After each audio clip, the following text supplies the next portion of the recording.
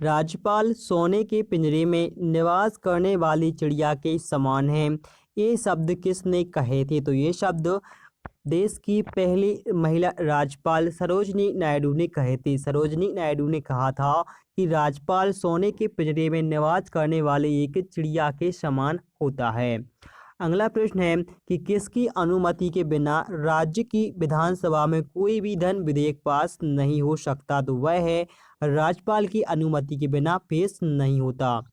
अगला प्रश्न है कि राज्यपाल द्वारा जारी किया गया अध्यादेश किसके द्वारा मंजूर किया जाता है? राज्यपाल द्वारा जारी किया गया जो अध्यादेश होता है वह विधानमंडल के द्वारा मंजूर किया जाता है।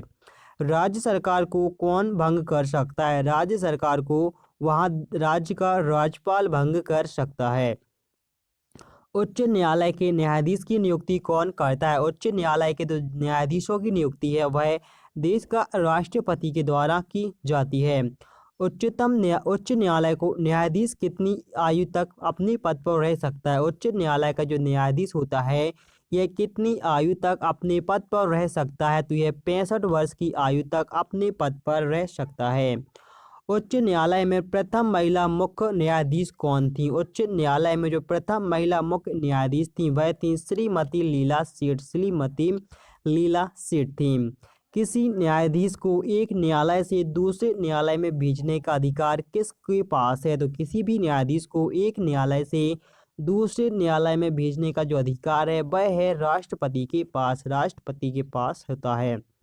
भारत का चलित न्यायालय किसका मंसन पुंज है? भारत का जो चलित न्यायालय है यह किसका मंसन पुंज है? तो यह है डॉक्टर APJ कलाम आजाद का। डॉक्टर APJ अब्दुल कलाम आजाद का। सर्वोच्च न्यायालय के न्यायाधीश को उसके पद से कैसे हटाया जा सकता है? सर्वोच्च न्यायालय का जो न्यायाधीश होता है उनके पद से हटाया जा सकता है महाभियोग के द्वारा। महाभियोग के द्वारा हटाया जा सकता है। भारत के प्रथम मुख्य न्यायाधीश कौन थे? भारत के जो प्रथम मुख्य न्यायाधीश थे वह थे हरिलाल जे कानिया। हरिलाल जे कानिया। किस अनुच्छेद के अंतर्गत संविधान सर्वोच्च न्यायालय को अभिलेख न्यायालय का स्थान प्रदान करता है? तो यह करता है अनुच्छेद 129। अनुच्छेद 129 प्रदान करता है। सर्वोच्च न्यायालय ने संविधान की आधारभूत संरचना की घोषणा किस मामले में की थी? सर्वोच्च न्यायालय के संविधान की जो आधारभूत संरचना है इसकी घोषणा केशवानंद भारतीवाद ने की थी। केशवानंद भारतीवाद में की गई थी। जनहित याचिका कहाँ दायर की जाती है? जनहित याचिका यह सर्वोच्च न्यायालय में दायर की जाती है। कहाँ पर? सर्वोच्च न्यायालय में दायर की जा सकती है। भारत में वैध प्रभुसत्ता किस में निहित होती है? भारत में जो प्रभुसत्ता है यह संविधान में निहित होती है। भारतीय संविधान की संरचना किस प्रकार की है? भारतीय संविधान की जो संरचना है यह कुछ एकात्मक कुछ कठोर है। कुछ एकात्मक है और कुछ कठोर है। लिखित संविधान की अवधारणा ने कहाँ जन्म लिया था? लिखित संविधान की जो अवधारणा थी इसने फ्रांस में जन्म लिया था। अध्यक्षात्मक शासन का उदय सर्वप्रथम कहाँ पर हुआ था? अध्यक्षात्मक शासन का जो उदय है यह सबसे पहले कहाँ पर? संयुक्त राज्य अमेरिका में हुआ था। संयुक्त राज्य अमेरिका में हुआ था। भारतीय संविधान में नागरिकों को कितने मूल अधिकार प्राप्त हैं? भारतीय संविधान में नागरिकों को केवल 6 मूल अधिकार प्राप्त हैं। संविधान के किस अनुच्छेद में राज्य में नीति निर्देशक तत्वों का उल्लेख है? संविधान के किस अनुच्छेद में राज्यों के नीति निर्देशक तत्वों का उल्लेख किया गया है? तो यह अनुच्छेद 36 से 51A में किया गया है नीति निर्देशक तत्वों का उल्लेख। भारतीय संविधान के किस अनुच्छेद में कल्याणकारी राज्यों की अवधारणा वर्णित है? भारतीय संविधान के किस अनुच्छेद में कल्याणकारी राज्य की अवधारणा वर्णित की गई है? तो यह अनुच्छेद 39 में वर्णित की गई है। अनुच्छेद 39 में। संविधान के किस अनुच्छेद के अंतर्गत भारत में राष्ट्रपति पर महाभियोग चलाया जा सकता है? तो भारत के राष्ट्रपति पर महाभियोग के अनुच्छेद 61 के अनुसार चलाया जा सकता है। किस अनुच्छेद में मंत्रीगण सामूहिक रूप से लोकसभा के प्रति उत्तरदायी होते हैं? तो यह किस अनुच्छेद के तहत अनुच्छेद 75 के तहत होता है। महान्यायवादी की नियुक्ति किस अनुच्छेद के अंतर्गत होती है? महान्यायवादी की जो नियुक्ति है यह अनुच्छेद 73 के अंतर्गत होती है। संविधान के किस अनुच्छेद के अंतर्गत राष्ट्रपति लोकसभा भंग कर सकता है? राष्ट्रपति लोकसभा भंग कर सकता है अनुच्छेद 85 के अंतर्गत। किस अनुच्छेद में संसद के संयुक्त अधिवेशन का प्रावधान है? किस अनुच्छेद में संसद के संयुक्त अधिवेशन का प्रावधान है? तो अनुच्छेद 108 में है। अनुच्छेद 108 में है। संविधान के किस अनुच्छेद में धन विधेयक की परिभाषा दी गई है? संविधान के किस अनुच्छेद में धन विधेयक की परिभाषा दी गई है? तो इसे अनुच्छेद 110 में दी गई है। अनुच्छेद 110 में दी गई है धन विधेयक की परिभाषा। अगला प्रश्न है कि संविधान के किस अनुच्छेद के अंतर्गत राष्ट्रपति अध्यादेश जारी कर सकता है? संविधान के किस अनुच्छेद के अंतर्गत राष्ट्रपति अध्यादेश जारी कर सकता है? तो अनुच्छेद 123 के अंतर्गत कर सकता है। संविधान के किस अनुच्छेद में सर्वोच्च न्यायालय के न्यायाधीश पर महाभियोग चलाया जा सकता है? तो अनुच्छेद 124 के अंतर्गत चलाया जा सकता है सुप्रीम कोर्ट के ऊपर महाभियोग। राष्ट्रपति किस अनुच्छेद के अंतर्गत सर्वोच्च न्यायालय से परामर्श मांग सकता है? राष्ट्रपति किस अनुच्छेद के अंतर्गत सर्वोच्च न्यायालय से परामर्श मांग सकता है? तो अनुच्छेद 233 के अंतर्गत मांग सकता है। किस अनुच्छेद के अंतर्गत केंद्र के पास अवशिष्ट शक्तियां हैं? किस अनुच्छेद के अंतर्गत केंद्रों के पास क्या अवशिष्ट शक्तियां हैं? तो यह है अनुच्छेद 248 के अंतर्गत। किस अनुच्छेद के अंतर्राष्ट्रीय समझौते लागू करने के लिए शक्ति प्रदान की गई है? तो यह अनुच्छेद 253 के में प्रदान की गई है। किस अनुच्छेद के तहत राष्ट्रपति वित्त आयोग का गठन करता है? किस अनुच्छेद के तहत राष्ट्रपति वित्त आयोग का गठन करता है? तो यह करता है अनुच्छेद 280 के तहत। संपत्ति का अधिकार किस अनुच्छेद में है? संपत्ति का अधिकार यह अनुच्छेद 300 का में वर्णित किया गया है। संविधान के किस अनुच्छेद में मंत्रिमंडल शब्द का प्रयोग संविधान में एक बार हुआ है? तो यह हुआ है अनुच्छेद 352 में। अनुच्छेद 352 में हुआ है। जम्मू कश्मीर को किस अनुच्छेद के अंतर्गत विशेष दर्जा प्राप्त था? तो अनुच्छेद 370 के अंतर्गत विशेष दर्जा प्राप्त था। ठीक है।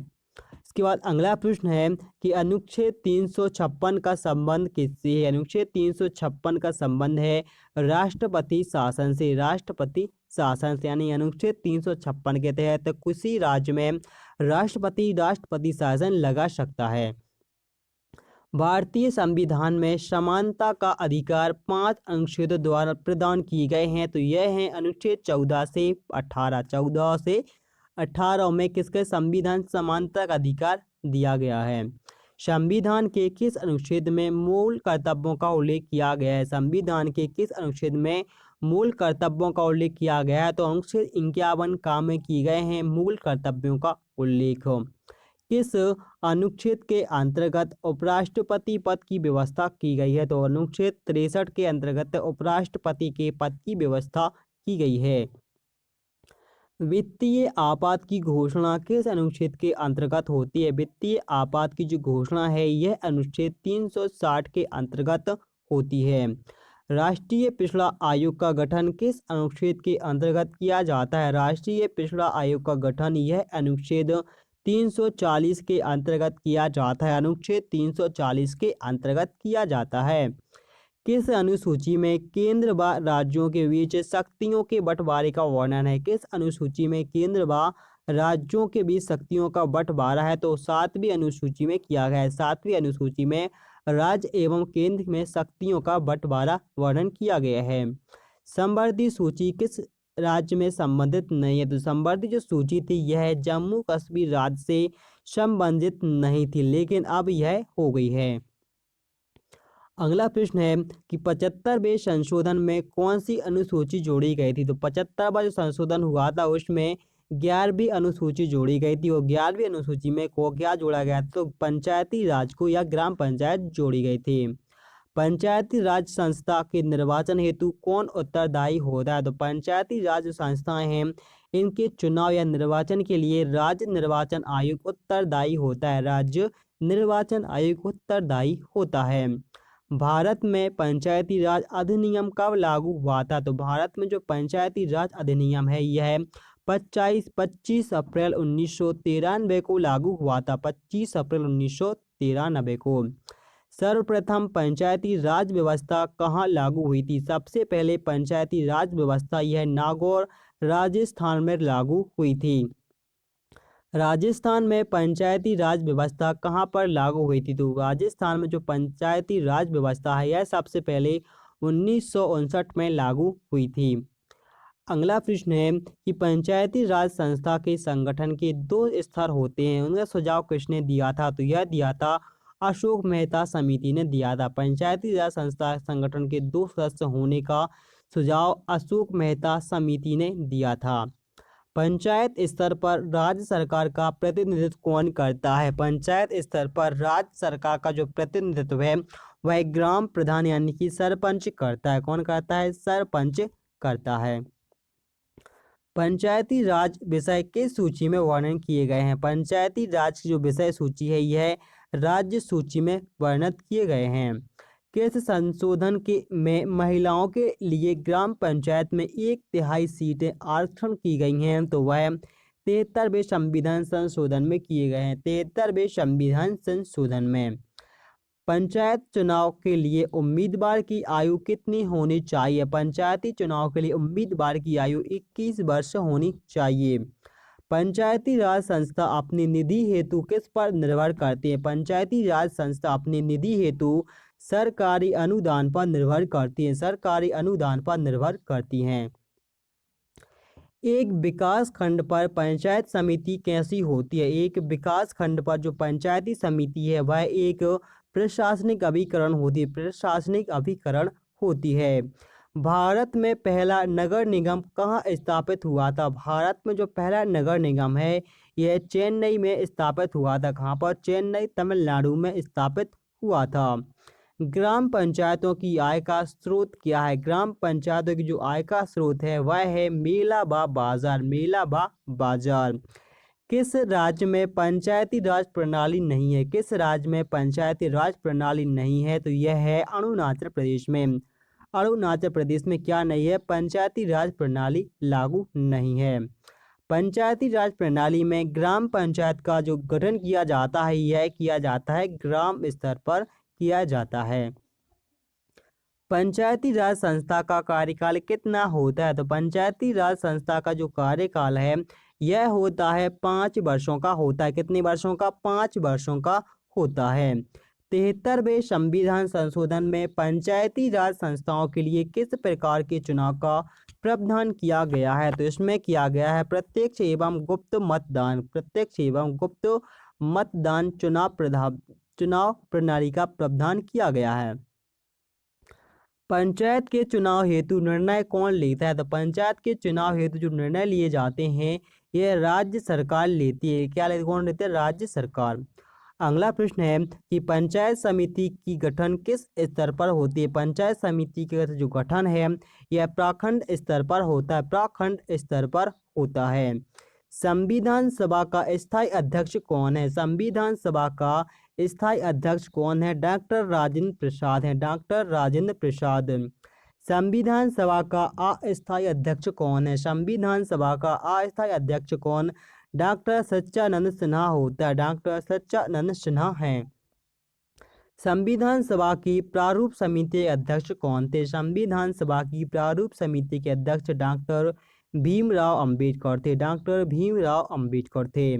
संविधान सभा का औपचारिक रूप से प्रतिपादन किसने किया था? संविधान सभा में जो औपचारिक रूप से प्रतिपादन है यह M.N. राय ने किया था। M.N. राय ने किया था।